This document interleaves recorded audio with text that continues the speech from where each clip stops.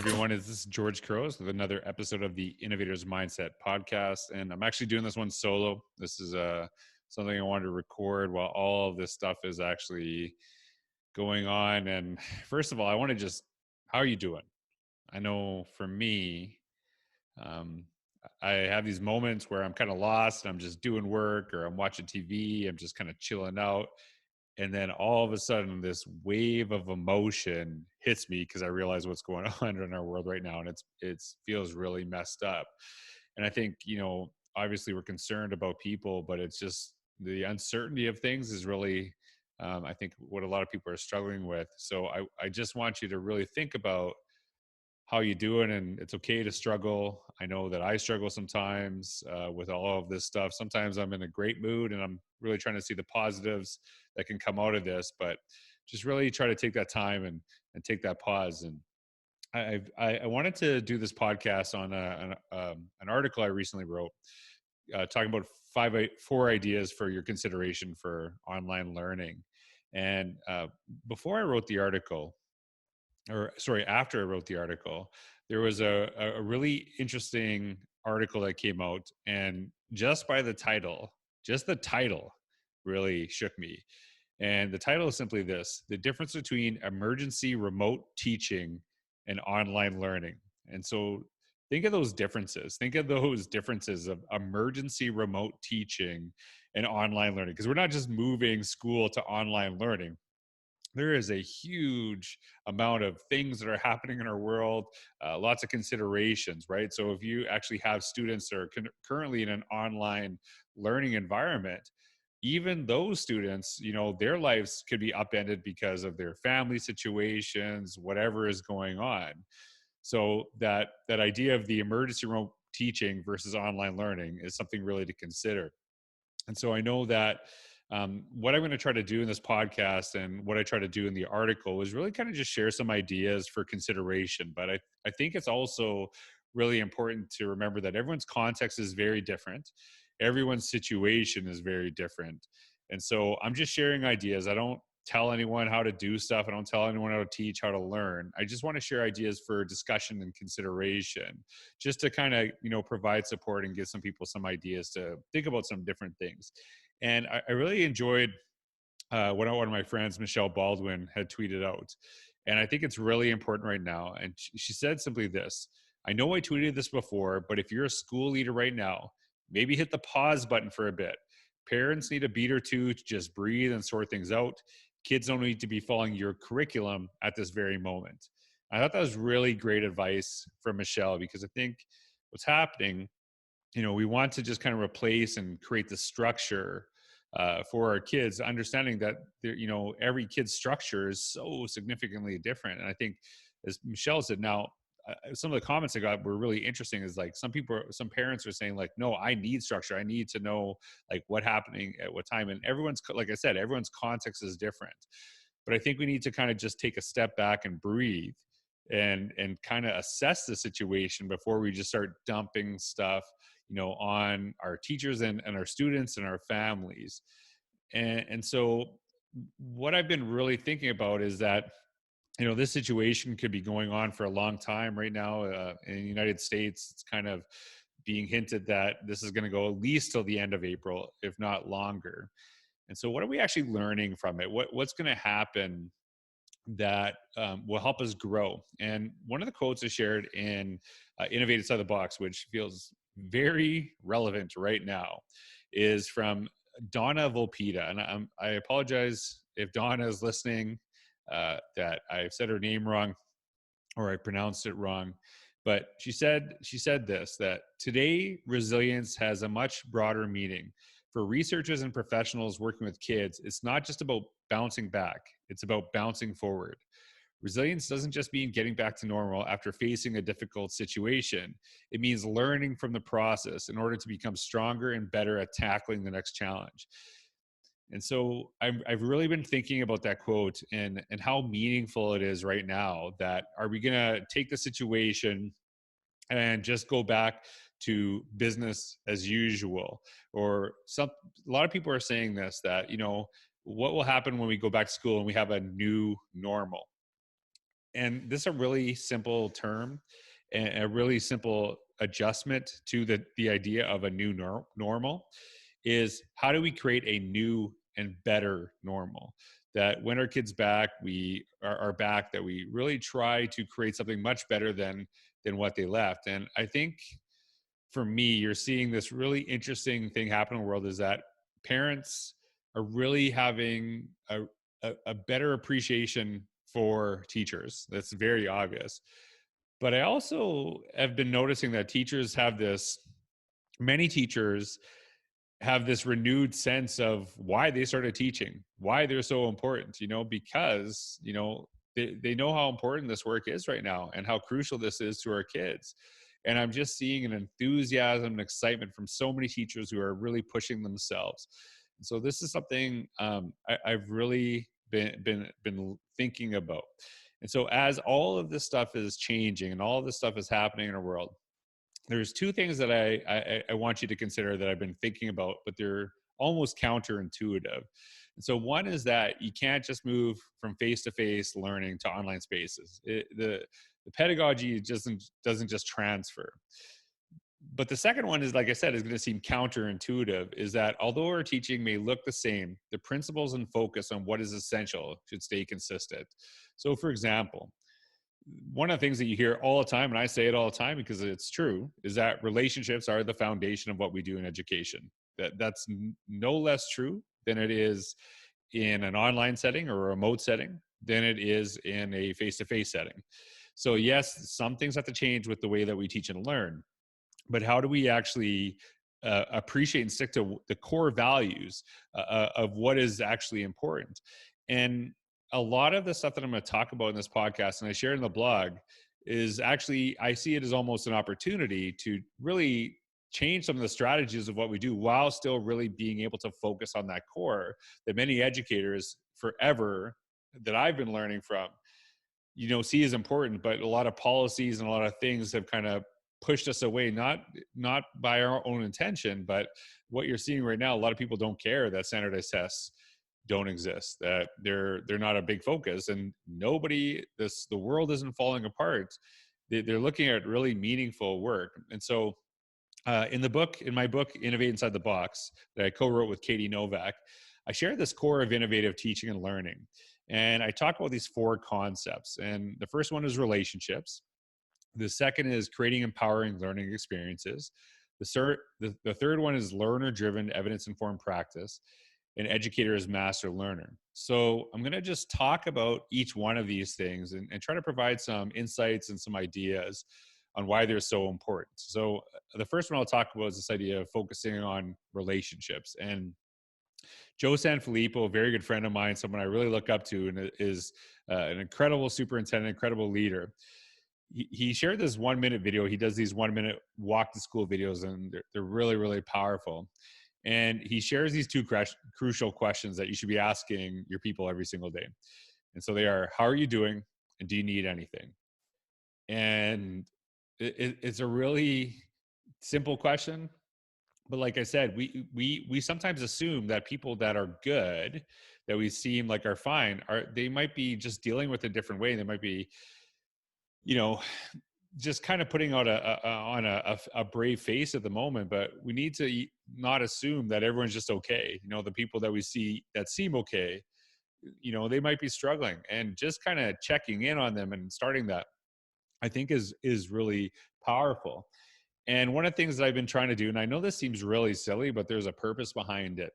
Every single morning, I tweet out like a funny video, something adorable, whatever, just to kind of give people a break from all the stuff and just to try to get a smile out of people, just to connect. And I actually, for years, I think it's for a couple of years now, I've been sharing a question every Friday afternoon, and it's my Gift Friday question.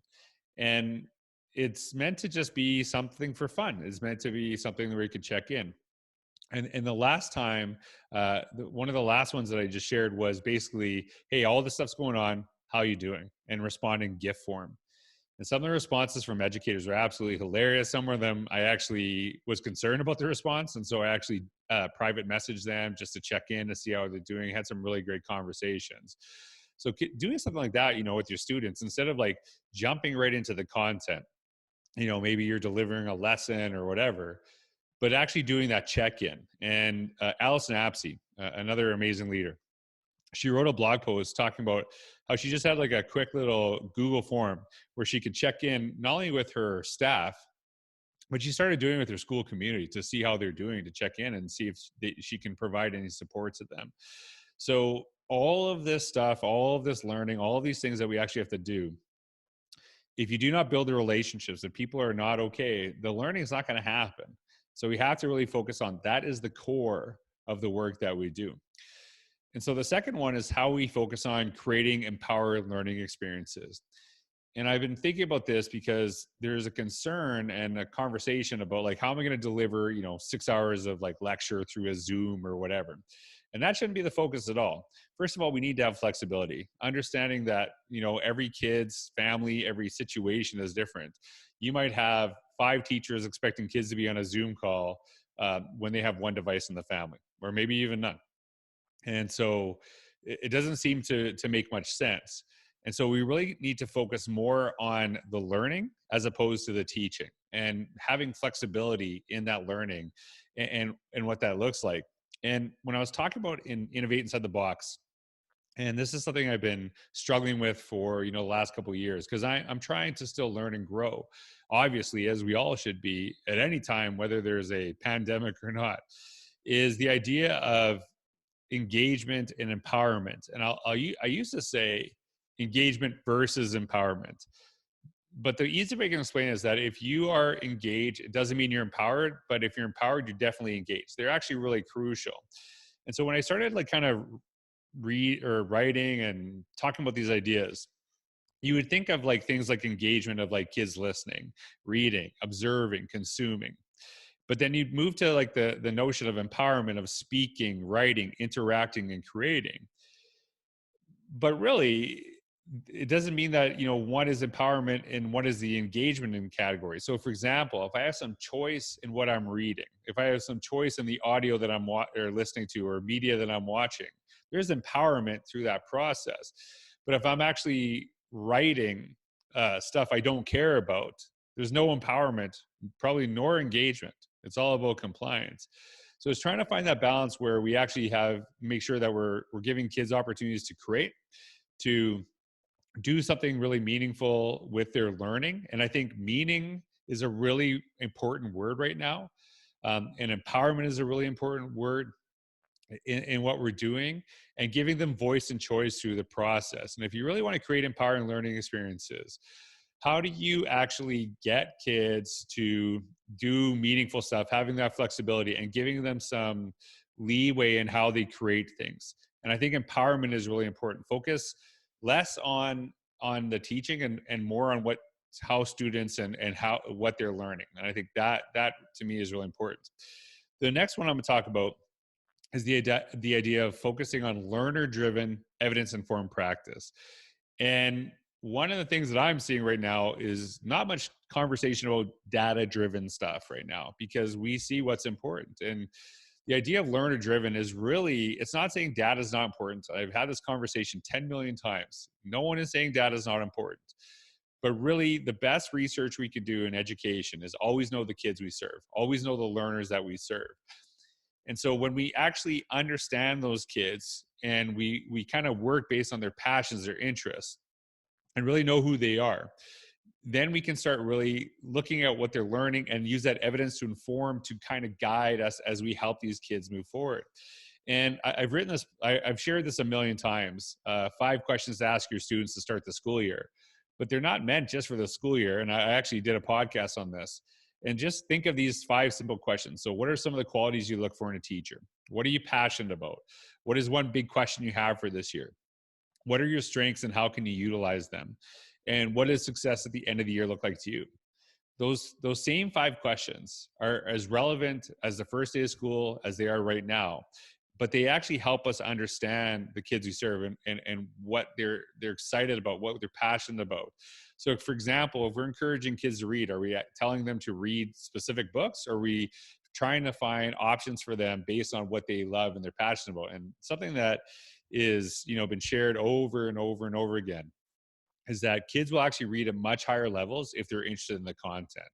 And so really empowering kids and getting them to really know who they are helps us to create really powerful learning experiences. And that actually goes to the last point, is focusing on educators master learner first and then a teacher second. The amount of times I've heard the word unprecedented is literally unprecedented. I've heard this word so many times, it is driving me crazy. I don't know why it's irking me so much, but I guess it's just this constant reminder that, like, I know what's going on, right? And so there's a lot of uncertainty, there's a lot of struggle. But understand, this is not just educators. This is all of us. We're all struggling. We're all doing this. And I think part of it is really, how do we actually embrace the learning opportunity in front of us? How do we embrace the learning that's happening? And what's happening in many cases is that many teachers are trying to implement new strategies, new ideas, their new software, new technology, but they haven't really learned with it first. We're like jumping straight to the teaching without doing the learning. And so, can we create opportunities for ourselves, and hopefully administrators that are listening, having opportunities to actually have give teachers time to meaningfully learn and understand learning from the aspect. So for example, if we want students to create some media, to write a blog post, are we doing that first, or are we just hoping for the best? And you don't have to do everything that a kid actually does first, but are we empowering ourselves in our own learning? Are we going through that process? And one of the things that I think is really, really interesting right now, I've been watching and I've been using TikTok forever, and there are a lot of teachers on TikTok right now. There's a lot of teachers making content and creating, and I think a lot of them are using that. It's really interesting because they're not just trying to learn, but I see them with their kids. I see them doing stuff for their students. And not only are they actually immersing themselves as a learner, they're using this technology to actually connect, which is the most important way to use technology, is to build relationships and to focus on depth of learning. And so I think that as we go through this process, think about some of the ideas of things that maybe you want to try that you do with your students. So for example, let's say we ask our students to reflect in a blog. We do this in classrooms all the time, that we ask kids to take time to read, and then as the teacher, we'll sit and read in front of the kids, because that's really good modeling for our students.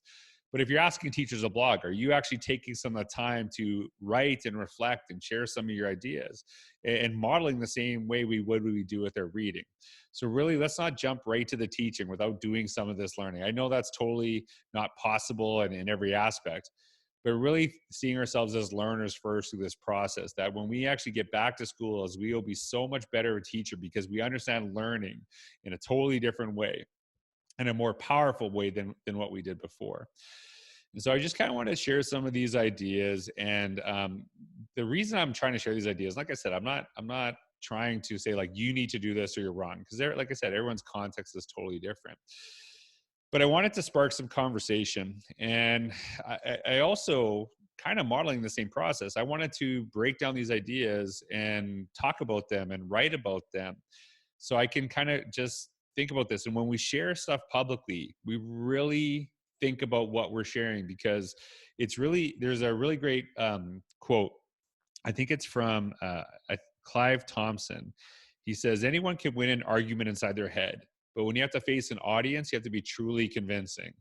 And so it makes you really think about the work that you're doing, and the ideas that you're sharing, when you know the entire world can see this. I think that's really important to me. And so I hope some of these ideas help you in the way that you look. And like I said, these ideas that I'm sharing with you, these definitely apply to the work that we're doing right now, but they're also important when we go back. They're so crucial to the work that we do, focusing on relationships, how we are as learners, empowering our kids, really understanding who they are. None of those things only matter now. They matter at all times. And I think it's kind of centering me on the work and what I shared in Innovator's Mindset and Innovate Inside the Box, and why those things are still relevant in any space. And so I hope some of these ideas really help you. But I also want to just share this with you. Just please take care of yourself. I know that it's really hard. A lot of people are feeling stressed, not because they're just, especially educators, because they're not just taking on their own stress of their own situation, but they're feeling the stress of so many kids that are in different situations, and some of them are unknown. And so just please take care of yourselves. I hope you have a good day. I really appreciate your time to stop by and listen, and I hope you enjoyed this. Thank you so much for all you do. Stay safe, and again, thank you. Take care. Bye.